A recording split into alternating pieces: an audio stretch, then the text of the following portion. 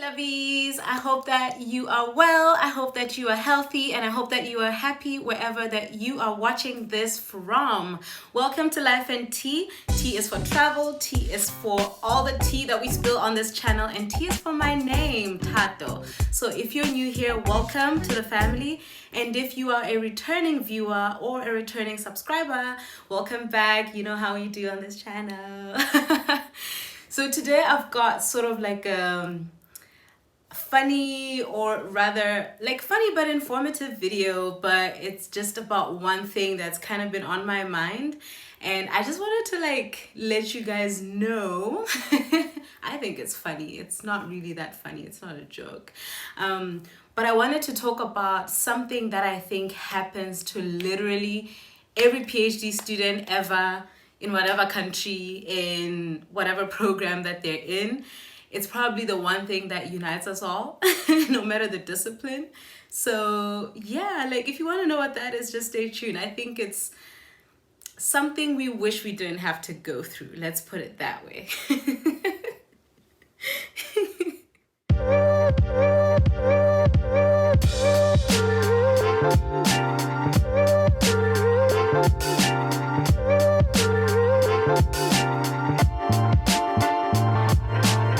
Know that I am from Lesotho, the beautiful country in Southern Africa. Yes, honey, the mountain kingdom, the kingdom in the sky, blah, blah, blah.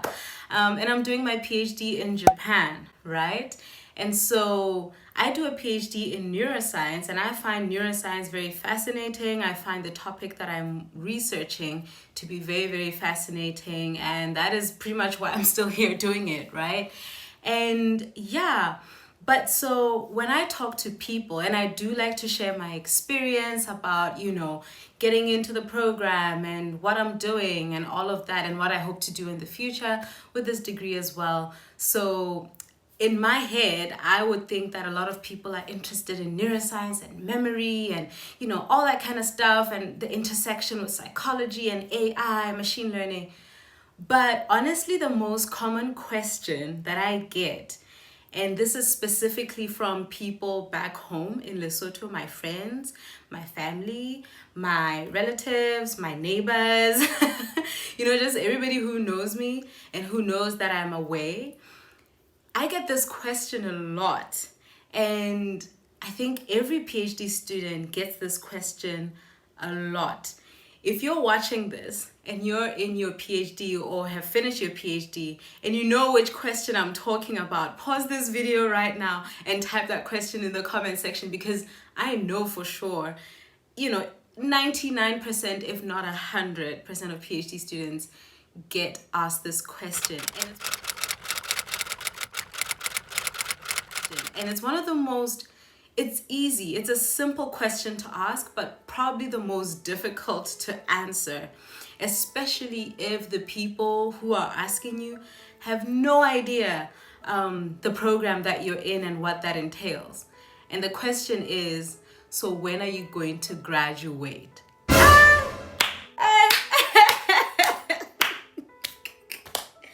Guys, oh my God. And it comes in different forms, okay? It's, when are you graduating? When is your program gonna be done? Oh my gosh, you've been gone for so long. When are you coming back home? You see what I mean? It's an easy question to ask, but people don't realize how difficult that can be for PhD students to actually answer that question. And I'm going to give you a little bit of insight as to why it's difficult for someone to answer that question. It comes from understanding what a PhD program really, really is. You think about school, starting from kindergarten, right? Kindergarten, depending on which country you were raised in, it's like a year or up to 3 years of kindergarten. Then you start your primary school, and you do like in Lesotho at least, we do like class 1 up to class 7, that's primary school. Then you do Form A until Form E, that's high school. We combine the junior and the senior certificates, and that's like 5 years of high school.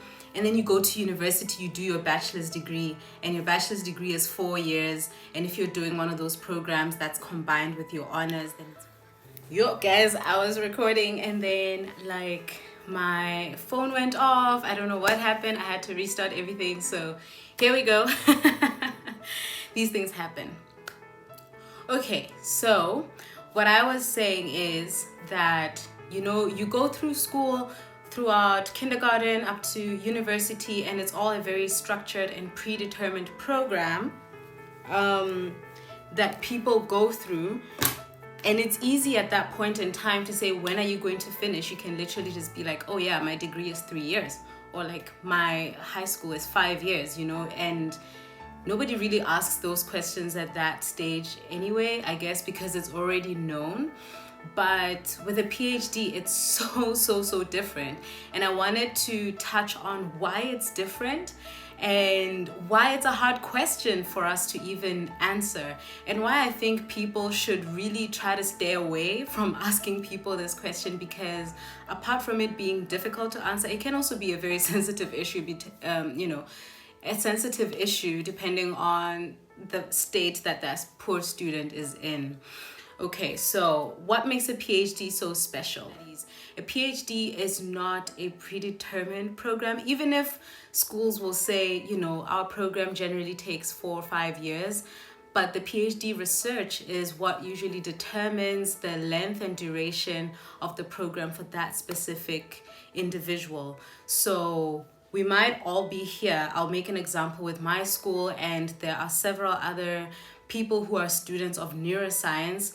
We all came in together. It doesn't mean we're all going to graduate together, because the PhD as a program is such an individual journey that someone goes into as an academic, right?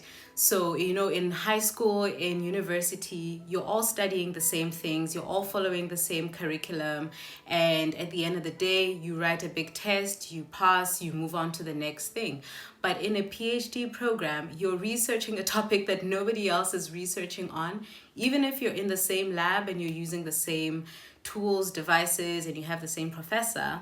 But the questions you're asking, your research design, everything about it is so different and unique. And that's the point of doing a PhD, is to establish new knowledge and to develop new ideas or tools, depending on, what your PhD is in.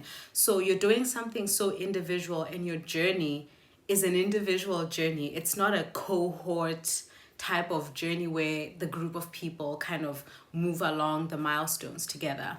So I want to draw your attention to that, and then talk about what things can actually determine the duration of one's PhD. So I'll just list them, and this is definitely not an exhaustive list, but I just want to kind of bring your mind to it and say, if you don't know these things, maybe just don't even ask that question, because now you have to explain to people from, the whole backstory. So first, something that could determine the length is the funding of your program. Some schools have their own funding, some depend on government funds, some, depend on endowments from certain rich individuals in order to be able to cater for their research equipment and reagents and, pay the staff and all of that. So the amount of funding available for your research can either constrain you in terms of shortening how much time you can have, or it can give you flexibility. If your school is very well sponsored, then you might have, a bigger time horizon.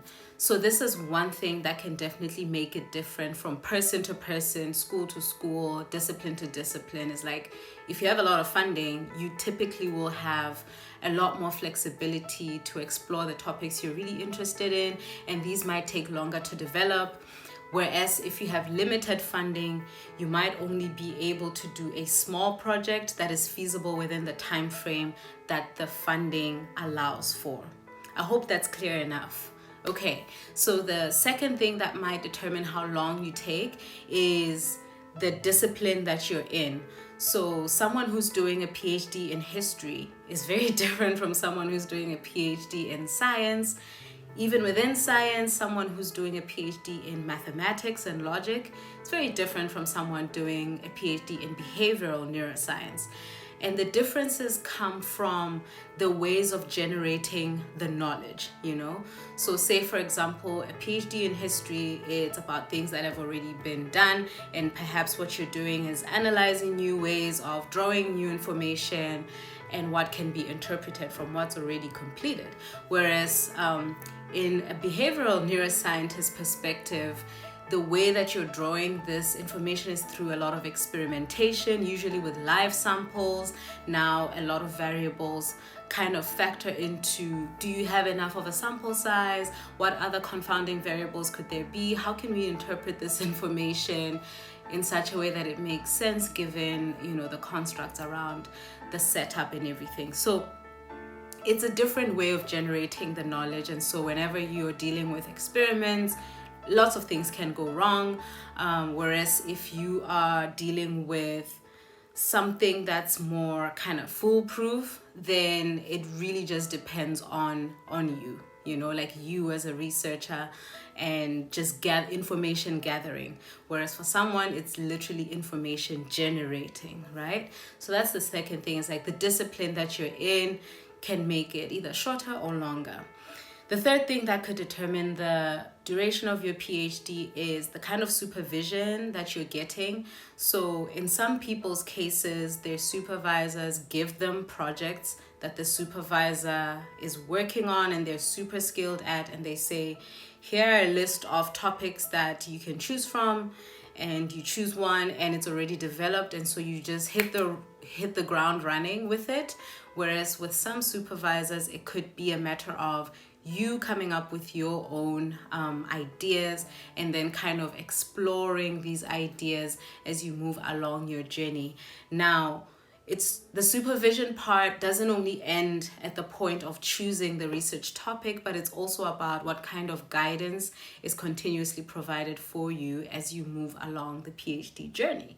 So some people have very supportive supervisors, some people have unsupportive supervisors, hands-off supervisors who are always on sabbatical and never respond to emails. And so depending on what kind of person you're working with and your own work ethic and style and what you need, it might just take longer. Things might just take longer for you, not because you're doing the wrong thing, but just because the supervision you're getting is probably not enough, or not your kind of not the kind of supervision that you require in order to finish.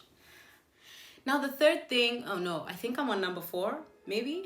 I'm on number 4, I think, that could make a difference into when you finish, is also about if you are continuing along the same track that you've been on your entire academic journey, or if you are transitioning. And what I mean by this is, a PhD, much like a master's, gives you an opportunity to actually say, maybe when I chose my undergraduate degree, I just chose it and maybe I didn't enjoy it as much as I thought I would, and now I want to venture into something new. It gives you the opportunity to say, I want to change, I want to switch, I want to go into this new thing. So, it might be that you trained as a medical doctor and now you are switching to chemistry for a PhD because of whatever reason you want to switch to that. So that means that once you get into the chemistry labs, there are a few fundamentals that you're probably not going to have, and you're going to have to work to catch up on the fundamental knowledge before even beginning the kind of experiments that you need to be doing for your PhD. Whereas if you are a trained chemist and you've been doing chemistry throughout your entire life, you probably just kind of continue smoothly because you're just building on the knowledge that was already there. So switching versus continuing, this can make a big difference into when you finish as well. The last thing that I want to mention is requirements from your university, right? So in some programs, for you to graduate with your PhD, you have to have published a specific number of papers, first author papers, or you have to have, secured funding of some sort, maybe gotten a grant or whatever. Or you have to have completed a certain number of credits in, coursework and things like that. And so these kinds of requirements might lengthen the duration, because if you're just working hard and doing your experiments and getting results but you haven't published yet, that means you're going to have to take time and write the papers and publish in the journals. And depending on, the turnaround time for that, it could just make things a bit longer, whereas if you're in an institute that doesn't have those requirements, where they say, okay, in order for you to graduate, you simply have to have finished your objectives and then give a PhD defense, sometimes called a viva, then that's all that we require from you. That means you can graduate in a shorter amount of time, right? This is not an exhaustive list, like I mentioned, and if you do feel like I missed something that's like super important, you can write it down in the comment section as well.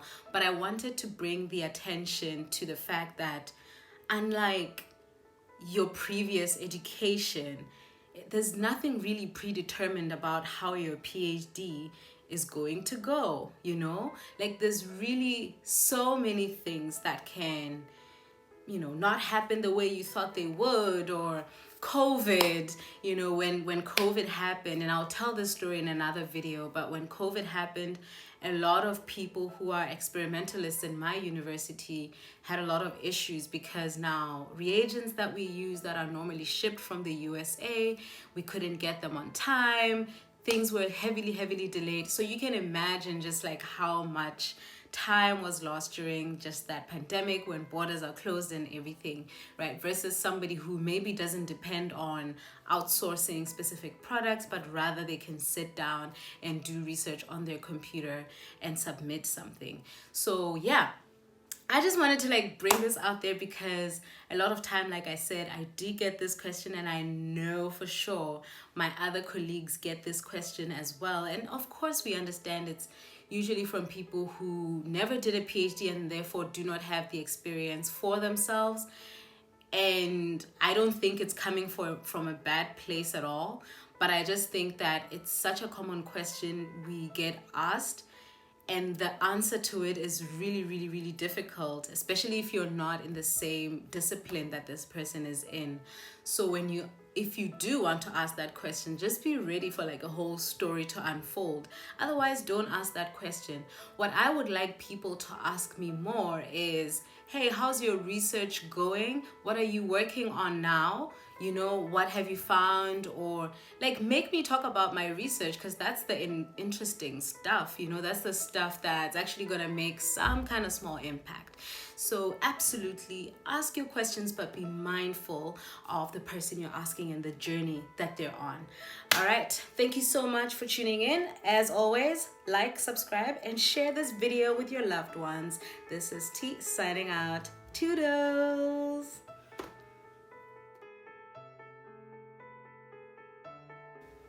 Yuju? Hello? You're back. Hey guys, what's up everybody, and welcome to my channel. This is Life and Tea, and my name is Tado. So, T is for Tado, T is for travel, and T is all for the tea that we spill on this channel, honey.